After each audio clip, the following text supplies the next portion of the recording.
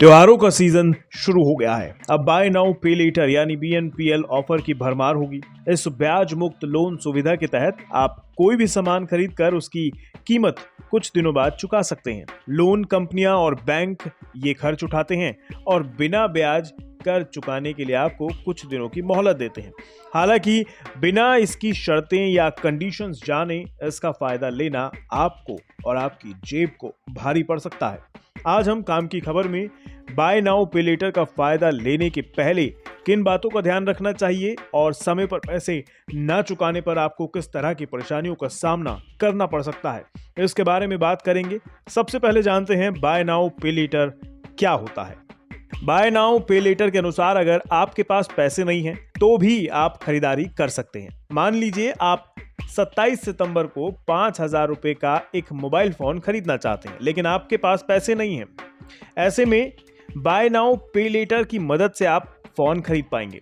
Account में balance होने पर यह पैसा आप चुका सकते हैं या इसे EMI में बदलवा सकते हैं। अगर आप टाइम पर पैसा ना चुका पाएं तो क्या होगा, अब ये जान लीजिए। बाय नाउ पे लेटर का फायदा लेने से पहले सबसे जरूरी बात है कि आपको एक तय समय सीमा में पैसा चुकाना होता है। ऐसा ना करने पर आपको ब्याज देना होता है। ये ब्याज बकाया पर 24% तक हो सकता है।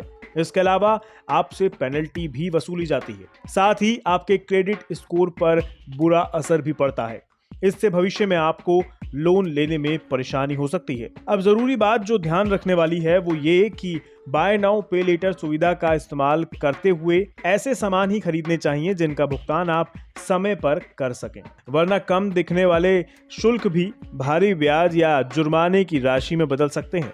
अगर आपने समय रहते इन चीजों पर ध्यान नहीं दिया तो आपकी परेशानी बढ़ सकती है। इसके अलावा इस तरह के ऑफर लेने से पहले सावधानी भी बरतनी चाहिए। जैसे इस बाय नाउ पे लेटर पर कोई भी सामान लेने से पहले उस सामान की कीमत के बारे में अच्छे से बाकी ई-कॉमर्स साइट्स या फिर ऑफलाइन पता जरूर कर लें। इसके अलावा बाय नाउ पे लेटर की सेवाएं एवं शर्तें ध्यान से जरूर पढ़ लें। बाकी इस तरह के ऑफर से कई बार लोग फिजूल खर्च करने लगते हैं। लोग अपनी जेब की क्षमता के ऊपर जाकर खरीदारी करते हैं और आगे चलकर उनके लिए कर्ज चुका पाना मुश्किल हो जाता है। इसलिए जब तक बहुत जरूरी ना हो उधार लेकर खरीदारी करने से बचना चाहिए। उम्मीद है हमारी दी गई ये जानकारी आपके जीवन में काम आए और इस तरह के फिजूल खर्ची से आप बचें। जरूरत हो तो ही ऐसे किसी ऑफर का इस्तेमाल आप करें।